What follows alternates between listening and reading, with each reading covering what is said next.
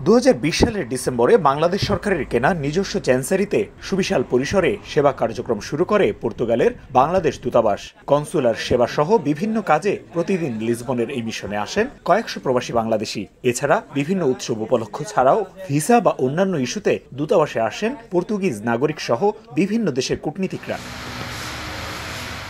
দেখে বোঝার উপায় নেই, এটাই বাংলাদেশ দূতাবাসে আসা কয়েকশো সেবা প্রত্যাশীর ওয়েটিং রুম। মেঝের এ চিত্র দেখেই আঁচ করা যায় ধোয়া মোছা হয়নি দীর্ঘদিন। এই যদি হয় বসার জায়গা, তাহলে সহজেই অনুমান করা যায় কি হতে পারে টয়লেটের চিত্র। দীর্ঘ সময় পরিষ্কার পরিচ্ছন্ন না করায় অনেকটা ব্যবহার অনুপযোগী দূতাবাসে আসা সেবা প্রত্যাশীদের জন্য নির্দিষ্ট টয়লেট। তাই জরুরি প্রয়োজনে তাদের যেতে হয় আশেপাশের কোনো স্থাপনায়।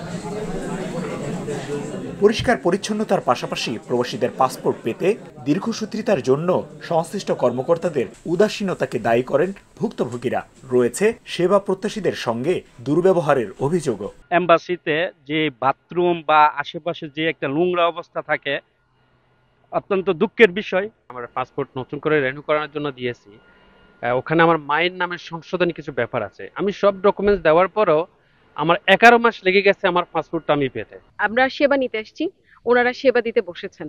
এর মাঝখানে যে এই যে ক্ষমতা দেখানো বা চেয়ারের একটা পাওয়ার দেখানো, এটা কোনোভাবেই কাম্য না। এসব অভিযোগের বিষয়ে ক্যামেরার সামনে কথা না বললেও খতিয়ে দেখে ব্যবস্থা নেয়ার কথা জানিয়েছে দূতাবাস কর্তৃপক্ষ। লিসবনের বাংলাদেশ মিশনে রাষ্ট্রদূত, একজন কাউন্সিলর ও একজন তৃতীয় সচিব সহ মোট 14 জন কর্মকর্তা কর্মচারী কাজ করছেন। পর্তুগালে বাংলাদেশের প্রতিনিধিত্ব করা একমাত্র প্রতিষ্ঠান বাংলাদেশ দূতাবাস। প্রবাসী বাংলাদেশিরা ছাড়াও এখানে আসেন পর্তুগিজ সহ বিভিন্ন দেশের কূটনীতিকরাও। তাই পরিষ্কার পরিচ্ছন্নতা সহ সার্বিক ব্যাপারে দূতাবাস কর্তৃপক্ষ আরও আন্তরিক হবে, এমনটাই আশা করে সেবা প্রত্যাশীরা। তারিকুল হাসান আশিক, সময় সংবাদ, লিসবন, পর্তুগাল।